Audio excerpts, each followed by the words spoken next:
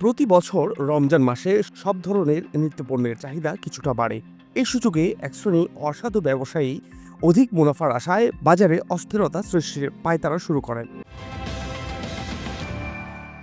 এবছরও রমজান শুরুর আগেই এরই মধ্যে এমন পরিস্থিতির আভাস পাওয়া যাচ্ছে। বিশেষ করে রমজান মাসের অন্যতম চাহিদা সম্পন্ন পণ্য ভোজ্য তেলের বাজারে অস্থিরতা শুরু হয়েছে।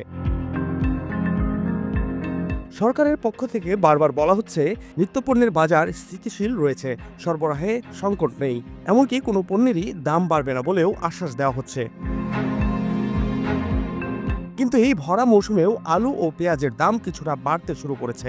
স্থির নেই ডিম, মাছ ও মাংসের বাজারও। ব্যবসায়ীরা বলছেন ঈদের আগে অন্তত এসব পণ্যের দাম আর কমার কোনো সম্ভাবনা দেখছেন না তারা। বাণিজ্য মন্ত্রণালয় সাধারণত প্রতি বছর রমজান মাসকে সামনে রেখে চাল, গম, ভোজ্য তেল, চিনি, ডাল, ছোলা, পেঁয়াজ, রসুন, আদা, হলুদ, শুকনো মরিচ, ডিম, খেজুর সহ নিত্যপণ্যের সরবরাহ ও মূল্য তদারকিতে বিশেষ উদ্যোগ গ্রহণ করে থাকে। এবছরও রমজান মাসে যাতে নিত্যপণ্যের বাজারে কোনো প্রকার অস্থিরতা সৃষ্টি না হয় সেজন্য নানামুখী উদ্যোগ নেওয়া হচ্ছে। যদিও বাজার সংশ্লিষ্টদের অভিযোগ, প্রশাসনের পক্ষ থেকে প্রতি বছরই নানামুখী পদক্ষেপ নেওয়া হয়, তবে এর প্রভাব বাজারে খুব একটা পড়ে না।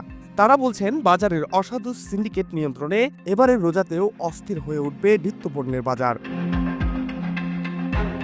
আলু, পেঁয়াজ ছাড়াও পাইকারি ও খুচরা পর্যায়ে এখনই বাড়তে শুরু করেছে চাল, আটা, ময়দা, ডাল, ছোলা, ব্রয়লার মুরগি, চিনি ও চিরা সহ বিভিন্ন নিত্যপণ্যের দাম। এজন্য অধিকাংশ ক্ষেত্রেই ডলার সংকট ও ঋণপত্র খোলা নিয়ে জটিলতাকে দায়ী করছেন ব্যবসায়ীরা। যদিও বাজারে এসব সংকট ও জটিলতার প্রভাব এড়াতে এরই মধ্যে পদক্ষেপ নিয়েছে বাংলাদেশ ব্যাংক।